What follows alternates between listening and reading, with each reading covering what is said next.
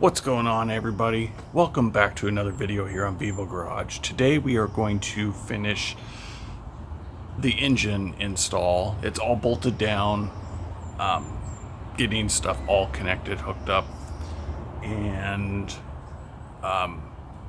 hopefully get it running here. So things are looking well, and we'll just continue on, see how far we can get with it today. So yeah, stay tuned. Got the intake manifold in. It's just set in there. Definitely not bolted down. And you can just see exactly how much clearance there is. Very, very little. So that right there is probably the most challenging thing. And then I still have access down here. Apologize. So that's where the motor mount gets bolted to, so I'll get that added on. I should have done that earlier, but it just dropped in so nicely. So I'll get that on both sides, get those in. So now that we have the front motor mounts put in, our intake is in, we're going to get the exhaust manifold dropped in. And if I remember last time, it wasn't too terribly difficult getting it in as the intake was. And the intake this time went a lot easier, and I'm hoping it's just because I had experience doing it, but we'll get the exhaust manifold dropped in and get that part going.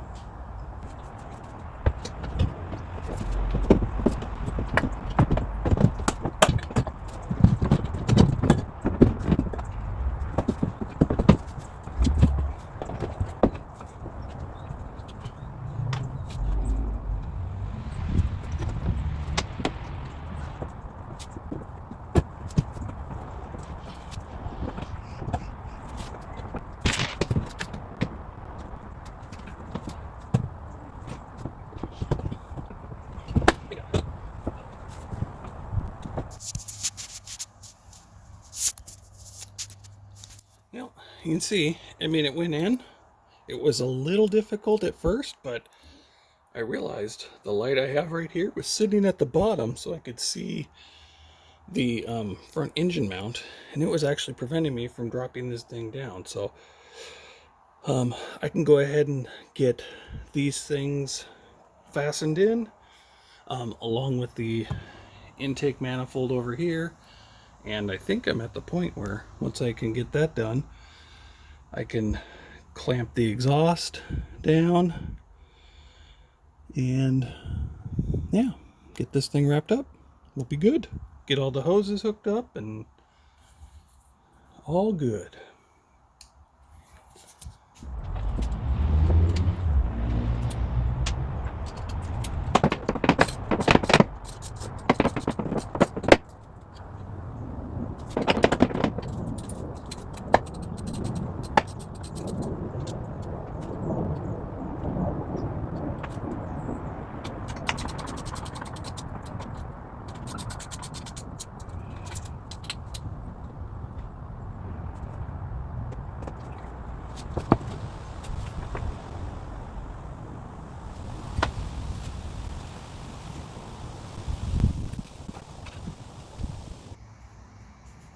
Well, I got everything over here all connected up and going. So exhaust manifold is all tightened down, torqued, all that.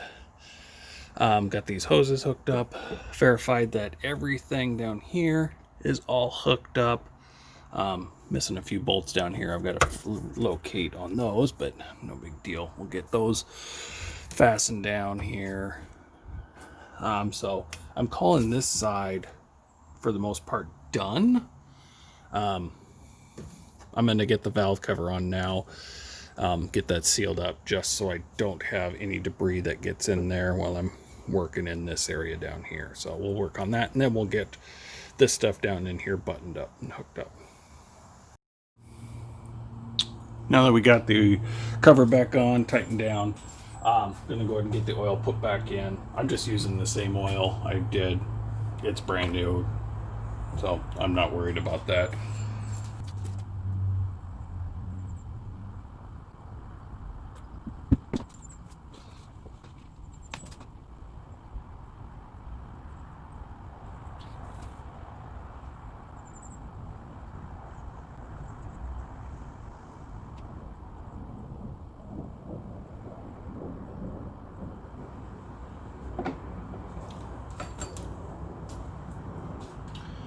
let that oil settle in, and then I'll check it. Remember when I pulled the engine out with the oil in, I lost a bunch, and I figured it was about a quart, and it only requires 4 quarts, and this was 5 quarts, so hopefully pouring this whole thing in, it's close, but I did get an extra quart just to be safe on that. Alright, all back together. Here goes. We're gonna see what happens. See how it does.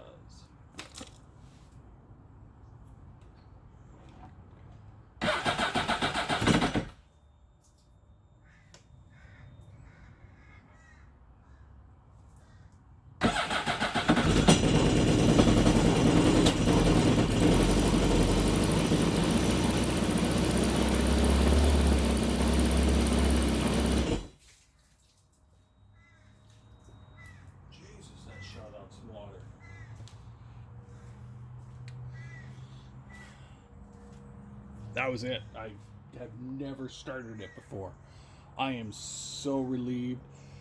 I have water shooting out everywhere. I gotta pull it out and get it fired up, let it run for a little bit, see what it does. I've got warning lights. Yeah, this is fantastic. So we got it to fire up, as you saw. Kind of an update to that. It's been a few days since then. There was a period of time where I couldn't get it to fire up afterwards. I brought it out of the garage because it was shooting water all over the place. Neighbor in a motorcycle.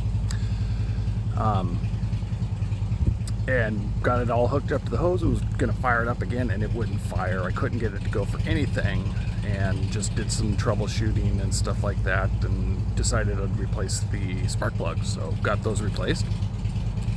Fired right up again.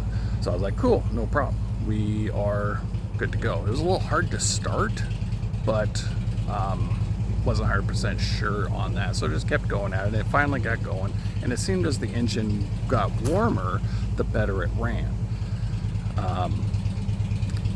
It was also idling really high.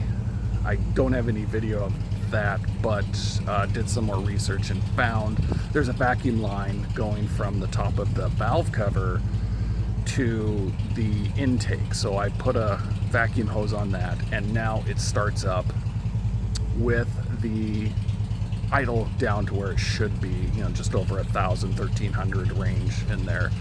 But now I'm getting some popping noises, and it sounds like it's a timing issue. So I do have a second ECU I plugged in, and it's still following that. So here's the video of it running with the popping noises, and if anybody knows what it might be, I'm thinking it's a timing thing. Maybe one of the cams is off just one tooth per se on the chain.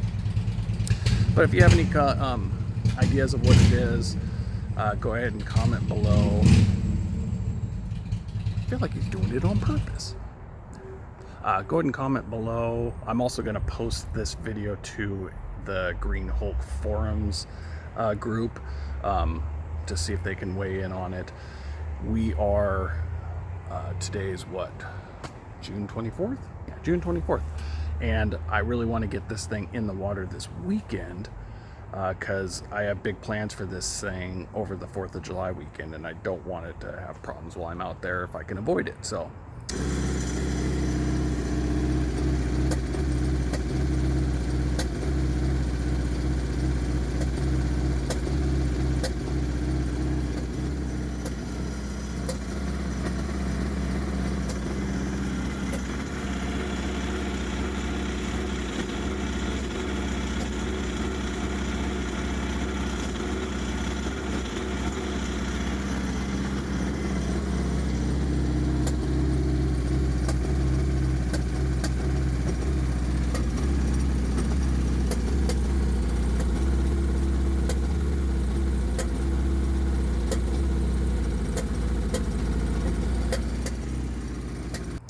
I'm going to cut this video here and get this posted to see if I can't get some feedback on it, and we'll go from there. So Again, thanks for watching. Thanks for sticking in there. This has taken a lot longer than I wanted it to. Unfortunately, that's just the way things go sometimes.